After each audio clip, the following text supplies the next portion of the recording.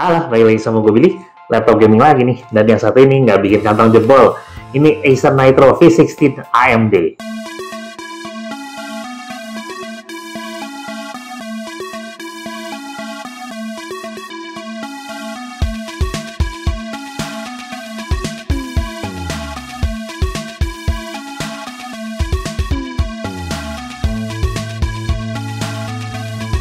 Laptop gaming level mending tuh kudunya bisa kayak begini ya.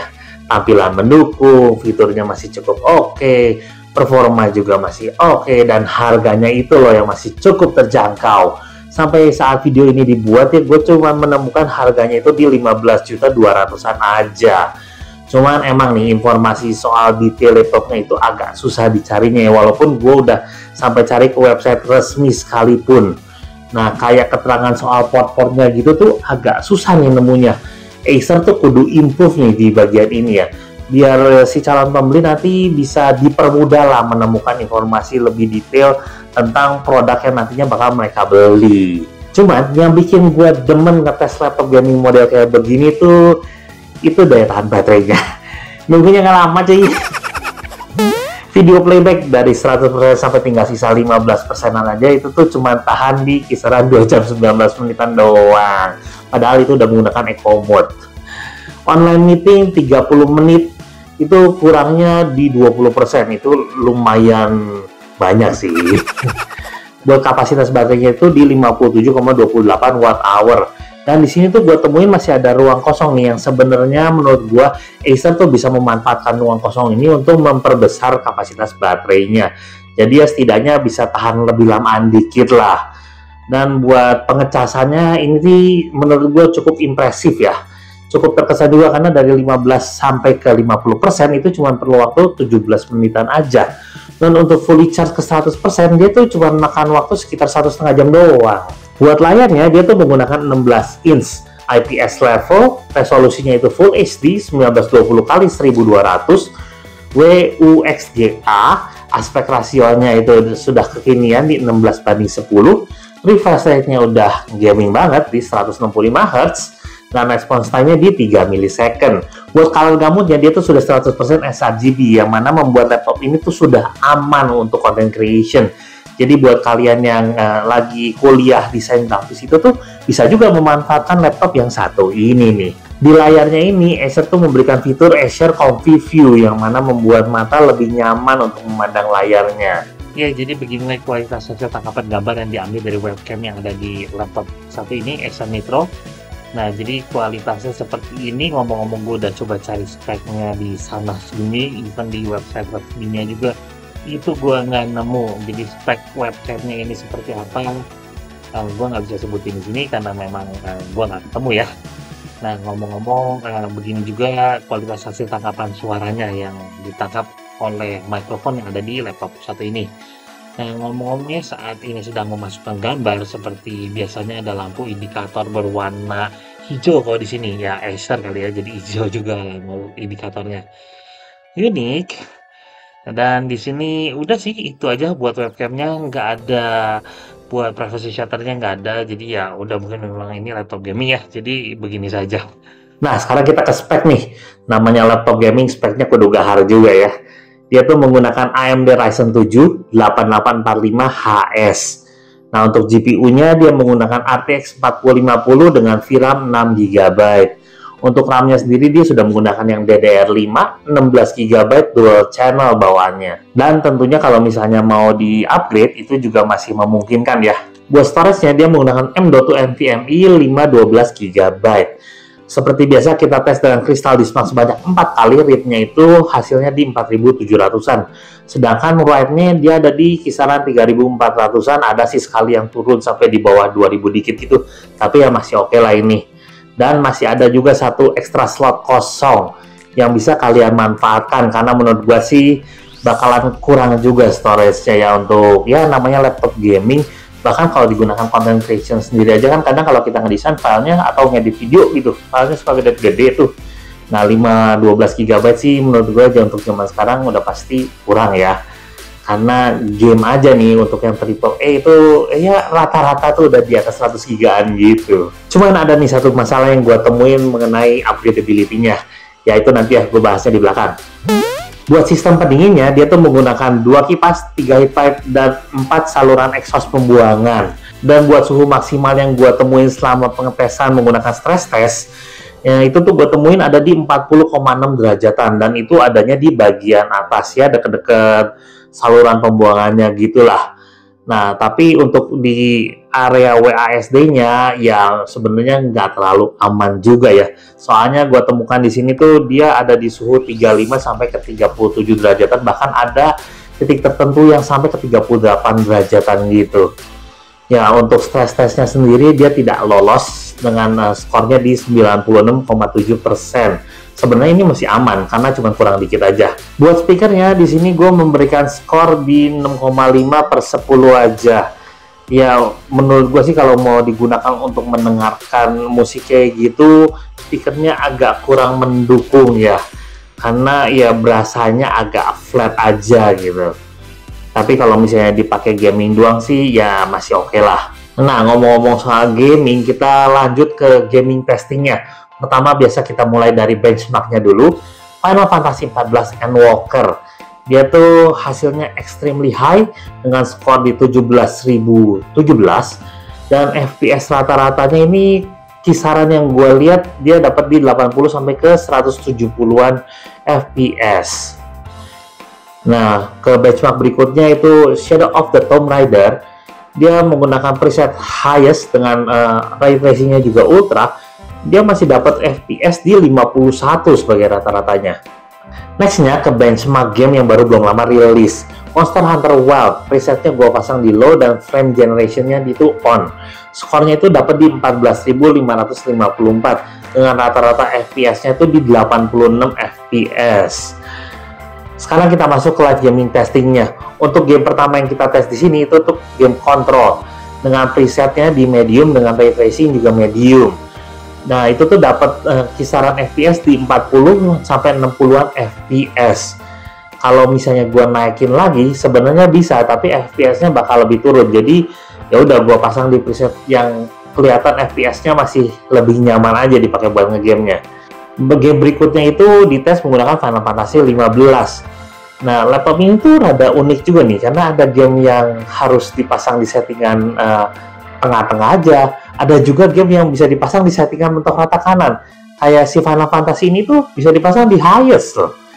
Nah, di highest ini dan masih mendapatkan FPS di 60-an sampai ke 80-an FPS. Star Wars Jedi Survivor juga bisa dipasang di Epic. Dan itu masih dapat di 30 sampai 40-an FPS. Sebenarnya nggak terlalu tinggi ya FPS-nya, tapi buat tes masih lumayan nyaman juga dipakai gamenya. Final Fantasy 7 Rebirth ini juga bisa dipasang di high cuy. Walaupun memang settingan si Final Fantasy 7 Rebirth ini agak variatif. Kalau misalnya presetnya high tapi mau performanya tetap oke, sebenarnya dia bisa ada bagian lain kayak jumlah NPC-nya dikurangin atau settingan shadow-nya juga dikurangin, tapi untuk presetnya sendiri bisa dipasang di high dan masih dapat di 30 sampai 70-an FPS. Nextnya Valorant, ini mah udah no debat lah ya. Yang presetnya dipasang seperti biasa. Kalau Valorant itu dia kiri sih high-nya ya. Pokoknya yang paling tinggi lah presetnya. Ini tuh masih bisa mendapatkan FPS di 230-an sampai 340-an FPS. Udah game yang paling aman. Content creation di sini juga seperti biasa kita tes menggunakan Filmora 9 untuk video 5 menit 1080p 30 fps. Itu tuh waktu rendernya dia makan di 5 menit 59 detik ya, 6 menit aja lah ini. Dan untuk Blender Scene BMW yaitu makan waktu rendernya di 2 menit 37 detik. Synthetic benchmark ya, yang penting-penting nggak penting lah ya ini. Cinebench R23 di run 10 kali itu rata-ratanya dapat di 15.830. Dan untuk 3D Mark Steel Nomad itu skornya ada di 1797. Port Royal-nya ada di 3555 dan time spy-nya ada di 8904. Sedangkan untuk file strength-nya dia ada di 20.533. Ini nih bagian yang rada susah menemukan informasinya. Ada menclak-menclak di sana sini, akhirnya gua kumpulin dan bisa juga dirangkum untuk membuat script ini. Nah, portnya ada di 3 sisi, kanan, kiri, dan belakang, khas laptop gaming ya. Nah, dan untuk portnya ini ada 2 USB Type A. Ini kalau gue lihat dari warnanya itu 3.2. Cuman mungkin Gen 1, nggak ada keterangan jelas, bisa Gen 1, bisa Gen 2. Ya, cannot say lah di sini. Nah, berikutnya ada port RJ45 dan combo audio jack juga. Di bagian belakangnya dia ada satu USB Type-C, ini itu merupakan USB 4 dan sudah support DisplayPort dan power delivery juga. HDMI-nya ini menggunakan HDMI 2.1 dan power jack-nya juga ada di belakang. Untuk Wi-Fi-nya dia menggunakan Wi-Fi 6 dan Bluetooth 5.3. Sekarang kita ke keyboardnya menggunakan keyboard full size. Di sini tuh dia menggunakan backlight berwarna oranye. Menurut gue sini warnanya rada unik juga ya. Dan di sini untuk backlightnya sendiri dia memiliki 4 tingkat kecerahan. Ada nih sedikit problem yang gue temuin sama backlightnya ini. Yang mana kalau misalnya dia baru dinyalain nih, entah dari hibernate ke nyala atau dari kondisi setelah di shutdown itu terus dinyalain, itu tuh backlightnya otomatis nongol dengan tingkat kecerahan yang paling tingginya. Yang mana kan kalau kita lagi kebetulan nyalain di ruangan yang kurang gitu terang atau apalagi di ruangan gelap gitu, terus nongol, ceng, backlightnya terang banget, itu kan rasanya agak mengganggu ya. Dan repot juga kalau setiap kali nyalain mesti nurunin tingkat kecerahan backlightnya gitu. Buat keyboardnya sih cukup oke untuk dipakai ngetik ya, cuman posisi power buttonnya ini yang membuat gue rada kurang srek aja, karena dia posisinya ada di dalam area keyboardnya. Ya alangkah lebih baiknya sih kalau si power buttonnya bisa ada di area luar keyboardnya ya. Misalnya ditaruh di sedikit lebih atas kayak gitu. Kayaknya lebih gaming lah gitu. Dan di sini ada tombol yang gue temuin yang pada awalnya sendiri gue bingung ini tuh apa bisa diklik karena tidak ada keterangannya. Sampai setelah laptopnya dinyalain gue baru ngeh bahwa tombol yang satu ini tuh merupakan tombol untuk merubah-rubah performa. Ya cukup oke juga lah kalau misalnya tombol performanya ada di posisi seperti ini ya. Jadi kita bisa dengan mudah merubah-rubah performa gitu. Dan untuk trackpadnya sendiri ini lumayan nyaman untuk digunakan. Untuk bodi laptop ini sendiri, dia tuh menggunakan dari bahan sejenis plastik ya. Dan lumayan kelihatan low profile lah kalau misalnya dilihat dari belakang. Dan baru mulai kelihatan aksen gamingnya saat laptopnya itu dibuka. Jadi sebenarnya laptop ini cukup oke juga, simple juga kalau misalnya mau dibawa ke kampus lah, atau dibawa kerja sekalipun. Nggak akan terlalu mencolok bahwa ini tuh laptop gaming. Kecuali kalau setelah dibuka dan orang ngelihat bagian keyboardnya, baru deh kelihatan itu laptop gaming gitu, karena aksennya ada di bagian dalam. Dan untuk beratnya sendiri, dia masih agak berbobot, di 2,5 kiloan. Ya, namanya laptop gaming ya. Untuk chargernya sendiri, dia menggunakan yang 135 watt. Dan untuk beratnya itu ada di 475 graman. Ya, jadi kalau misalnya ditambahin untuk dibawa-bawa gitu si laptop sama charger ya dia masih ada di kisaran 3 kiloan. Untuk anak muda sih oke lah. Dan ukurannya sendiri ya masih agak tebel ya, tapi ini masih regular size lah untuk laptop gaming.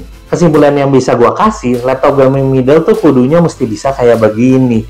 Harganya masih masuk akal, performanya masih oke, at least buat sebagian besar game yang ada saat ini. Dan untuk upgradability-nya juga masih doable, alias bisa di-upgrade. Emang sih masih berat dan tebal, tapi untuk ukuran laptop gaming segini tuh masih bisa diwajarkan. Emang sih baterainya kelihatan boros, entah unit yang ini doang atau semuanya ya. Tapi namanya juga laptop gaming, kalau performanya mau maksimal ya selama digunakan, alangkah baiknya memang selalu dicolok. Cuman untuk laptop yang satu ini, yang menurut gue masih amazing itu adalah dari sisi pengecasannya. Karena dia tuh masih amazingly cepet kok. Ya kalau dari sisi suaranya sih masih bisa diakalin lah ya menggunakan speaker eksternal atau headset gitu. Problem soal backlightnya sih mestinya nggak gitu ribet ya. Si Acer bisa tinggal bikin patch baru aja terus ya dibenerin dari situ. Cuman yang gue bener-bener problem itu tuh sama yang satu ini nih. Kalau stikernya rusak, garansi void. Stikernya ditaruh di lubang skrup, yang mana artinya user tuh nggak boleh buka-buka sendiri. Ya cari duit tuh nggak usah segitunya lah ya. Kalau cuma buat nambah storage atau buat upgrade RAM aja mesti ke service center, kan agak sayang ya duitnya. User juga perlu didukung lah buat bisa mandiri. Kalau misalnya cuma yang upgrade simple, bersih-bersihin debu kayak begitu. Jangan semua mesti ke service center lah. Ya kayak service centernya bisa satset aja. Ya kalaupun ujung-ujungnya si usernya sendiri ragu, kan bakalan ke service center dengan sendirinya. At least ya setidaknya kelihatan niat baiknya lah. Terakhir nih, soal garansi itu diberikan 2 tahun untuk spare part dan 3 tahun untuk servis. Akhir kata, yang saat ini tuh masih tergolong laptop yang cukup. Layarnya cukup, performanya juga cukup, dan harganya pun masih cukup terjangkau. Karena dengan bisa berkata cukup, itu tuh bisa menolong kita untuk tidak menghamburkan uang terlalu banyak. Ya, segitu aja review singkat dari Geeky untuk laptop yang satu ini, Acer Nitro V16 AMD. Kalau video ini bermanfaat, boleh tolong kasih like untuk dukungannya, tolong di subscribe, dan untuk saran dan komentar, boleh tolong tulis di kolom komentar bawah. Dengan gua Billy, sampai ketemu di video berikutnya. Bye-bye! Ciao!